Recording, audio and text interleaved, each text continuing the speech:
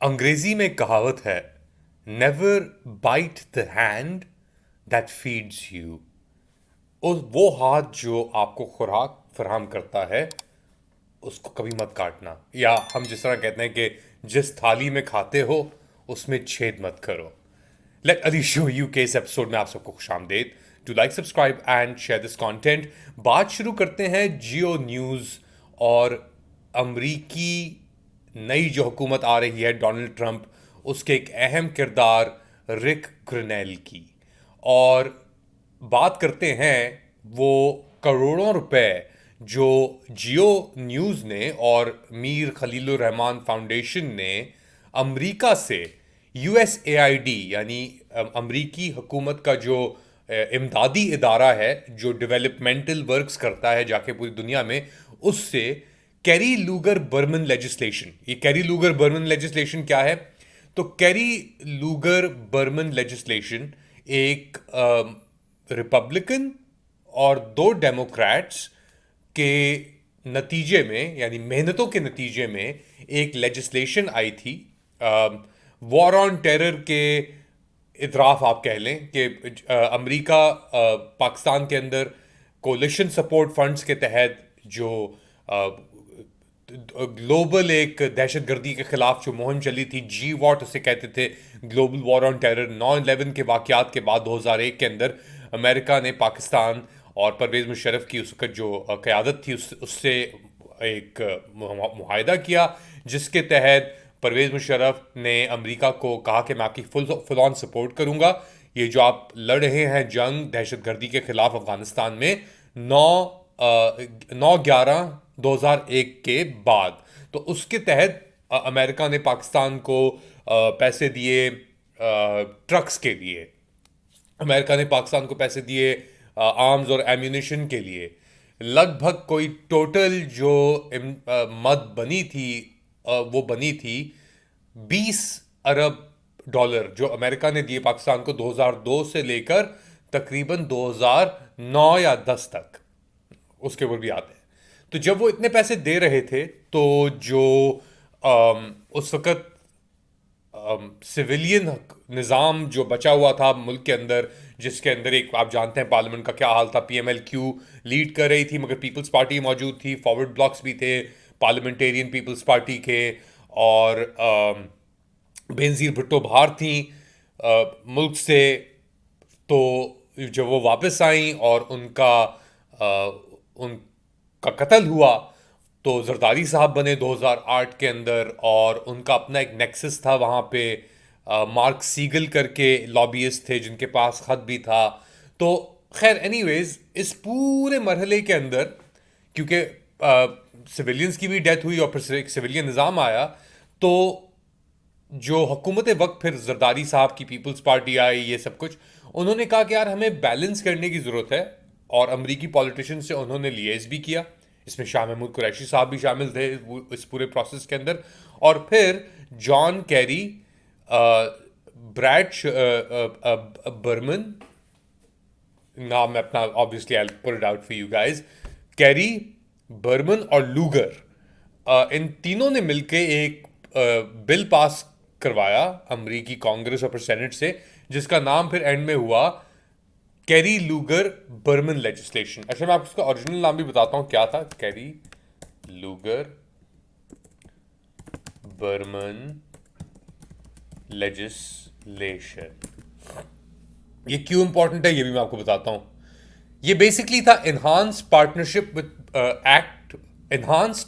With Pakistan act of 2009, यानी पाकिस्तान से ताल्लुकात को मुस्बत बनाने के लिए ये इन्होंने एक पैकेज बेसिकली पास किया, और इसने 1.5 अरब डॉलर हर साल, सालाना 1.5 अरब डॉलर हुकूमत पाकिस्तान को एज नॉन मिलिट्री एड 2010 से 2014 तक, तो आप लगा लें कि चार ज़रब 1.5 मिलियन कितना हो गया आपका तकरीबन, हर 2 साल तीन तीन, तो तकरीबन 7.5 अरब डॉलर 4 साल के अंदर इन्होंने कहा। और उस 4 साल के अंदर 2010 से लेकर 2014 तक आपके पास हुकूमत एक एंड के ऊपर पाकिस्तान पीपल्स पार्टी की हुकूमत जा रही थी और दूसरे एंड के ऊपर नवाज शरीफ साहब की हुकूमत आई और वो भी जा रही थी।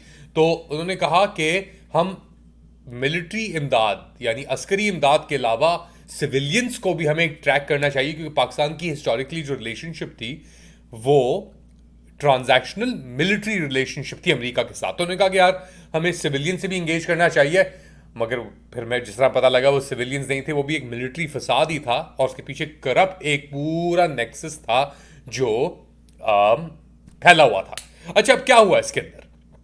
इसके अंदर यह हुआ कि इसके जो पहलू थे कि सिविलियंस को आप किस तरीके से इंगेज करेंगे, उसके अंदर यह था यार कि हम एनजीओस को, लोकल इंस्टीट्यूशंस को, ग्रास रूट्स प्रोग्राम को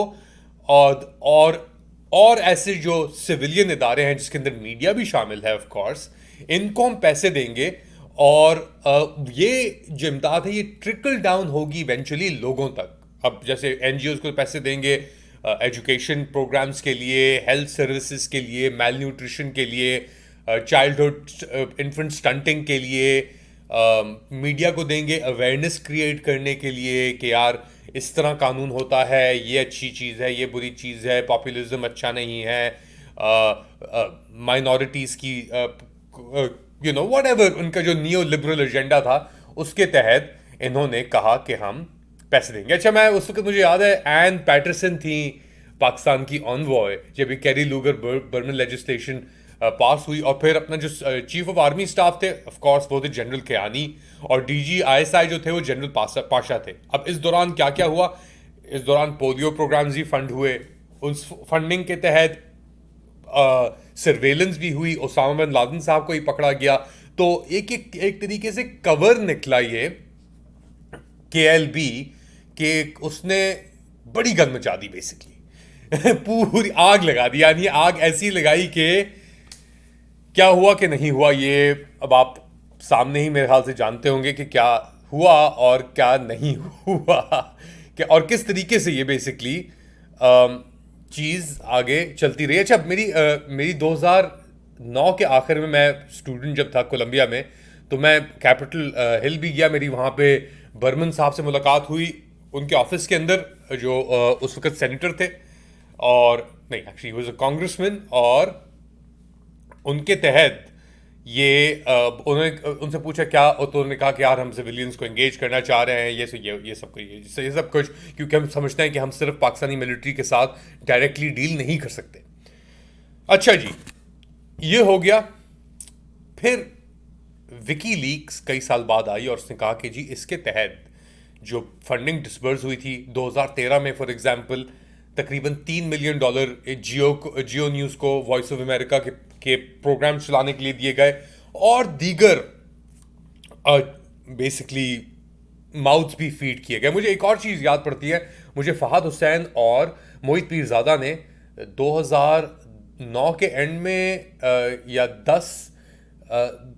2010 और 11 के दरमियान इन्होंने मुझे कांटेक्ट किया था कि यार दुनिया न्यूज़ एक्सप्रेस के पास भी ये फंडिंग आई है, और उनके पास ये फंडिंग है कि वो एक जॉइंट ऑफिस खोलेंगे वाशिंगटन डीसी के अंदर, और वहाँ पे हम चाहते हैं कि यार एक हमारा एक रिपोर्टर साइन हो एक दुनिया के लिए, एक्सप्रेस के लिए। बाद में ख्याल से सबा इम्तियाज़ करके खातून हैं, राइटर भी हैं वो, उन्होंने उनको वो जॉब मिली और फिर वो आगे खैर चीज़ चलती रही। इस पूरी कहानी का मकसद क्या है?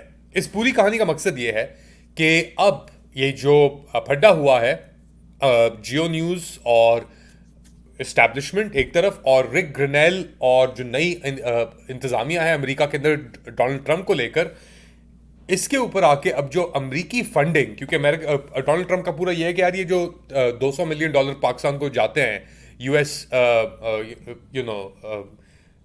एनजीओज और इनकी मद के अंदर $200 मिलियन एवरी ईयर के हिसाब से डिफरेंट पहलुओं को फंड कर रहे हैं, तो इसके ऊपर हमें रोकना चाहिए।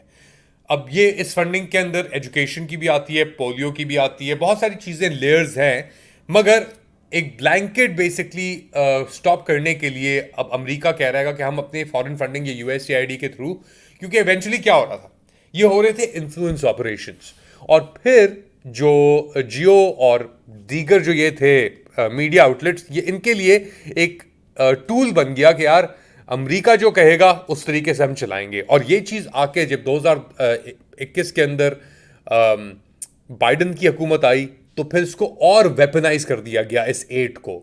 और इस तरह वेपनाइज किया गया कि यार हम आपको एड दे रहे हैं मगर आपको ये लाइन आपको मौका फॉलो करना है और ये नहीं करना। अब इसके अंदर ऑब्वियसली ऐसी ऐसी चीज़ें हैं कि जो फंड हुई, जो पोजिशनिंग हुई, जिसके अंदर एंटी पॉपुलिस्ट एक स्टांस भी लिया गया।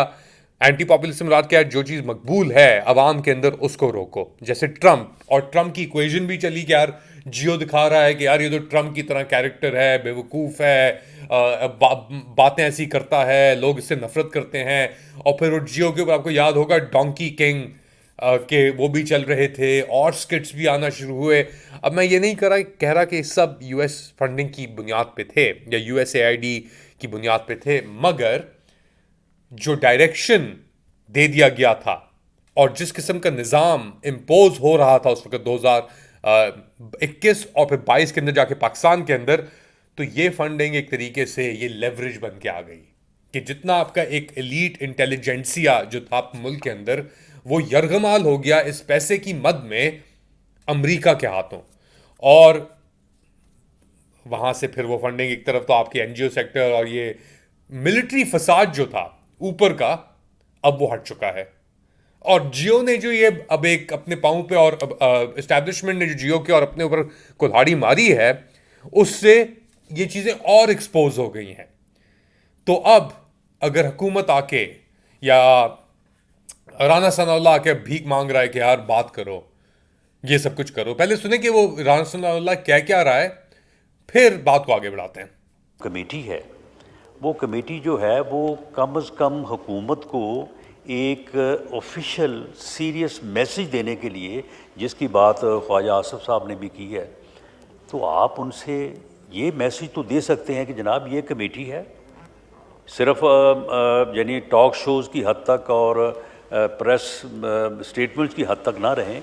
आप उनसे जाके ये कहें कि जी ये कमेटी है और हम इसमें सीरियस हैं और हम बात करना चाहते हैं, पॉलिटिकल डायलॉग करना चाहते हैं। असल बात पॉलिटिकल डायलॉग की है।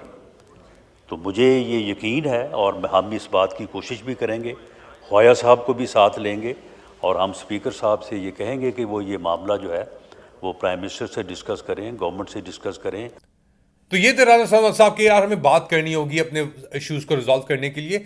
मेरे ख्याल से बातों का वक्त अब जा चुका है राना सनाउल्लाह साहब और जो पीएमएलएन की क़यादत है वो भी, क्योंकि ये चीज़ें जो आपने पिछले, अब कितने साल हो गए, अब इसको 3 साल होने को आ रहे हैं, जो 3 साल के अंदर आपने तबाही की है मुल्क की। हम बात करते हैं चलें वीओएनसी से अप्रैल 2022 में, और उसके बाद जो फिर फर्स्ट पीडीएम आई थी उसकी भी बात कर लेते हैं। तो जो 2022 अप्रैल मई से आपने तबाही शुरू की थी और फिर 9 मई को जो वाकयात हुए और फिर उसके बाद ये वाकयात चलते चले गए, आईनी तरमीम, सियासी कारकुनों को जेल के अंदर रखना, लीडर्स को जेल के अंदर रखना, मिलिट्री ट्रायल्स, सानेहाय नवंबर 26 नवंबर, जो अब आपने एक्नॉलेज भी कर लिया दोनों तरफ। अब पहले तो कहते गोली नहीं चली, फिर कहते नहीं गोली आपने चलाई, फिर अब आप आके कह रहे हैं कि नहीं दोनों तरफ से ये चीजें हुई थी। अब इसका वक्त जा चुका है, अब ये वक्त खत्म हो चुका है। ये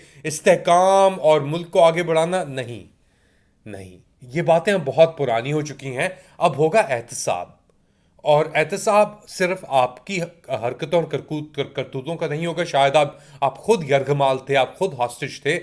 अब जो एहतसाब और इंसाफ होगा वो पूरे उस स्ट्रक्चर का होगा जिसके अंदर एक तरफ मिलिट्री इस्टेब्लिशमेंट है, एक तरफ ये उनके सहूलतकार हैं पीपल्स पार्टी पीएमएलएन, दूसरी तरफ ये जो बैरूनी मुदाखलत जो पैसों की मद में हुई थी। हम बातों की मद में या ट्वीट्स की मद में नहीं कह रहे यार कि इन लोग ये लोग करें, पैसों को पैसे देके जो यरगमाल पूरे सिस्टम को बनाया गया था जिसके अंदर मीडिया भी शामिल है, उसका भी हिसाब होगा, उसकी भी अकाउंटेबिलिटी होगी। तो खैर आज के लिए इतना ही। मेरे ख्याल से ये एक ऐसा वो था, टॉपिक था कि अमरीकी एड यूएसएआईडी की या केएलबी फंड्स के थ्रू जो अंदर आई थी चीज़ उसके ऊपर, और फिर अब जो ये एक नेक्स्ट फेज के अंदर सिचुएशन जा रही है जहाँ पे चीखें निकल रही हैं निज़ामुद्दीन की और निज़ाम की कि हमें किसी तरीके से बचा लो, हमें किसी तरीके से इस अंधे कुएं से के दूर ले जाओ, कुआं भी आपने खोदा, लोग भी आपने गिराए, गोली भी आपने चलाई, तो फिर माफी कैसी? अपना ख्याल रखें, अगली बार तक अल्लाह हाफ़िज़।